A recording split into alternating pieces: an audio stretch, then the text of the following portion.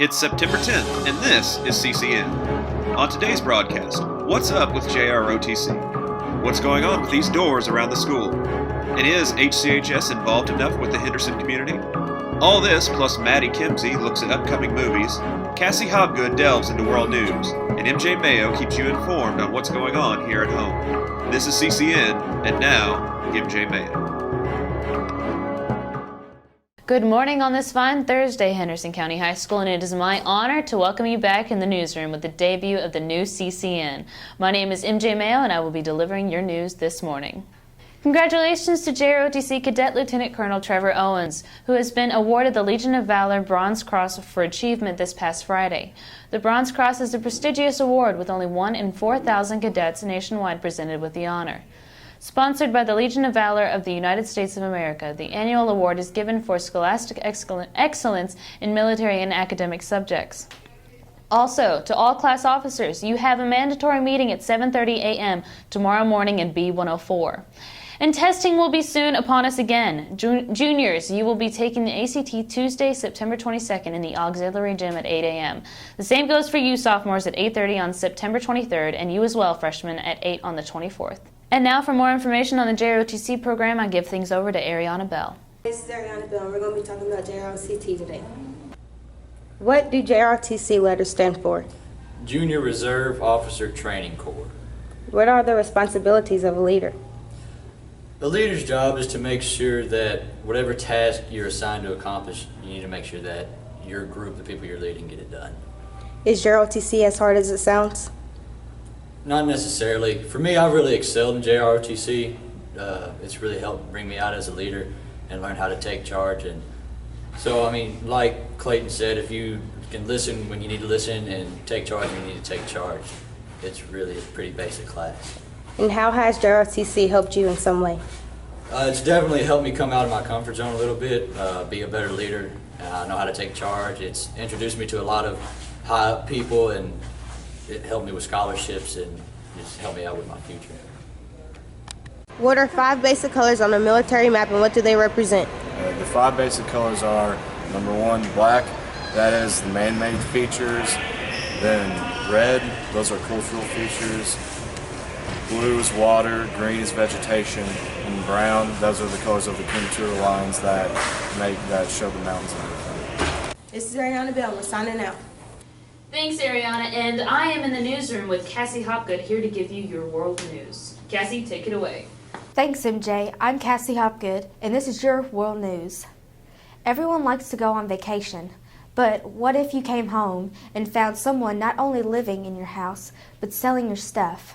That's what happened to Washington State's Ed Sawyers, who recently found out a squatter had moved into his house in Pierce County and sold off his washer and dryer, bed, refrigerator, TV, and more on Craigslist. According to ABC's affiliated KOMO 4 News, as Sawyer looked through his violated house, a man showed up stating, "I'm here for the microwave," keying Sawyer's off to what had happened. Local surveillance videos of the thief is being circulated as authorities try to track him down. Creepy doesn't even begin to describe this story. On a different front, over the summer, you might have heard of Cecil the lion, a 13-year-old animal who was hunted down by a big game hunter, wounded with an arrow first, and then shot and killed with a rifle over 40 hours later. The hunter, Minnesota dentist Walter Palmer, was widely reviled. Despite his constant claim, the hunt was completely legal. This week, Palmer returned to work at his Bloomington practice. CNN reported, despite numerous of deaths, threats to himself and sadly to his family over the few months. "I'm a health professional," Palmer states, continuing with, "I need to get back to my staff and my patients, and they want me back." Still, people the world over are mourning Cecil's death. 10 Things, a positive animal story, and it's a local one too. The Humane Society of Henderson is sponsoring its 5th annual Wag Walk and Run 5K this afternoon. Starting at 6 this afternoon, the time race, which runs through downtown and along the Ohio River, lets you run or walk with your furry 4-legged friend. The entry fee is $25, and gets you a free t-shirt. Registration starts at 5 at Audubon Mill Park. So come out and support a good cause while getting some good exercise with your pet. So will we be seeing you down at the 5K run today, Cassie? Yes, he will. All right, I'll look for you, okay? All right, now we're handing things off to Lauren Mason for some news on the community involvement class. Hi, I'm Lauren, and today on CCM we're reading you a segment about community involvement. Community involvement means a lot to me. I'm involved in the school. Mr. Roberts and I are both equally passionate about making our high school a better place. Put them in a real life, real world learning experience. Where are some of the places that you go and volunteer? Audubon State Park, the Humane Society, New Hope, Matthew 25, to name a few. We have 15 community partners, so we're pretty excited about how the community has embraced what we're trying to accomplish. There will absolutely be more of these. Actually, we have 55 students taking part in it this year, so we're looking to add more sections next year. We would love to see more involvement. Okay. So, what are you doing with the bottles? We're going to make a chandelier for prom with all these bottles. We're going to cut the bottoms off and the light's going to go through it like a chandelier. So make sure you're recycling your bottles. There should be boxes that says the teacher's name on it, and make sure that you put your bottles in there. And if you don't have a box, you can come to G206 and we'll make you one. I signed up for community involvement because I knew it would look good on my college and I like helping out in the community and it makes me feel good. What I found the most rewarding about community involvement is that it makes me feel better as a person and I feel like I'm doing good for the community. Okay, so why did you take this class? I wanted to get back to the community and be able to work outside the school, kind of like co-op. And where do you guys volunteer? we get to go to Audubon Park during the 4th period, and then we come back here. We get to just help around and volunteer at the park. And next week we actually get to go kayaking. And this past week we got to work with the snakes and ponds. This is our segment about community involvement. Thanks for watching. And I'm back here in the newsroom with Maddie Kimsey here to deliver your entertainment this week. Maddie, take it away. Good morning, Henderson County. I'm Maddie Kimsey here to decide what to do this weekend with some entertainment news.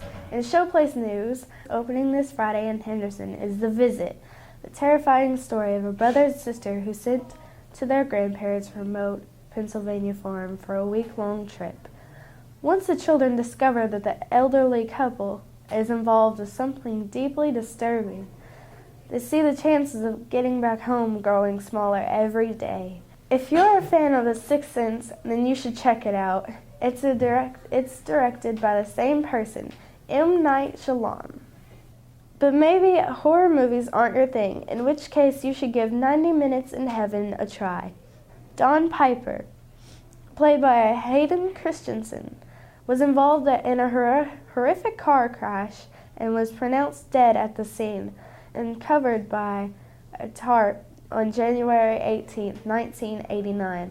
90 minutes later, he had been brought to the emergency room and returns to life and claims to have seen heaven and visited with deceased relatives while there.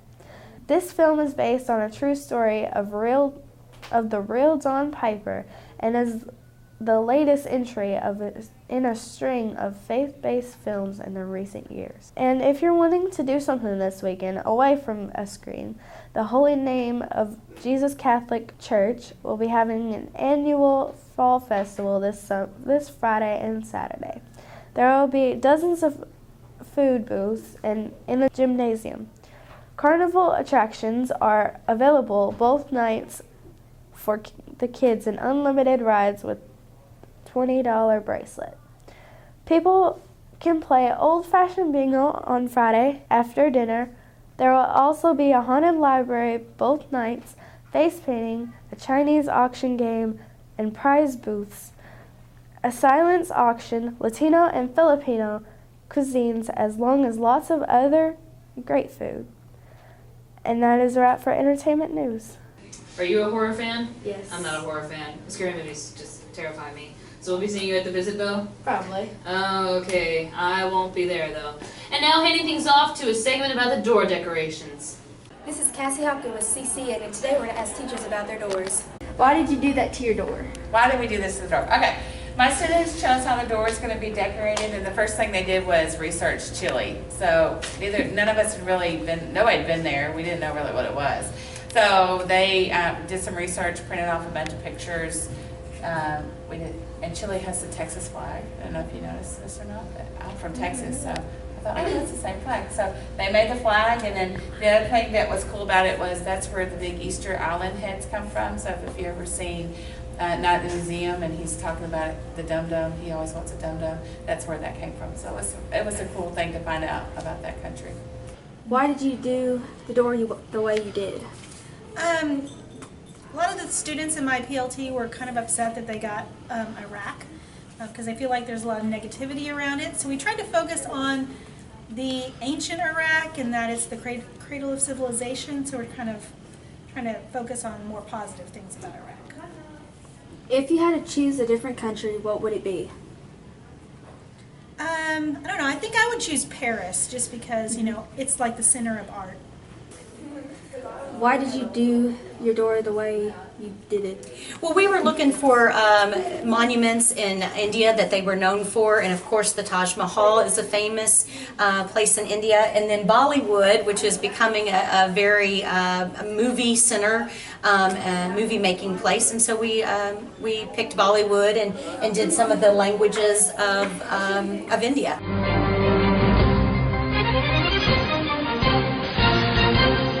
In the headlines these past weeks, you may have seen much of the Kentucky County Clerk, Kim Davis, who recently refused to issue marriage licenses to same-sex couples, defying the U.S. Supreme Court ruling in June that legalized same-sex marriage. She was then jailed for a total of 6 days. Even though Davis is a Democrat, she has managed to draw the attention from several Republican presidential hopefuls, like former Arkansas Governor Mike Huckabee. Huckabee's exact quote in reference to Davis's release on Tuesday was, "If you have to put someone in jail, I volunteer to go. Let me go. Lock me up if you think that's how freedom is best served. Because, folks, I am willing to spend the next 8 years in the White House leading this country, but I want you to know I'm willing to spend the next 8 years in jail, but I'm not willing to spend the next years in tyranny under people who think they can take our freedom and conscience away." Challenge accepted, Mike Huckabee. That's a wrap for today, Colonels, but we'll see you same time, same place next week. This is MJ Mayo signing off for the first time with the CCN.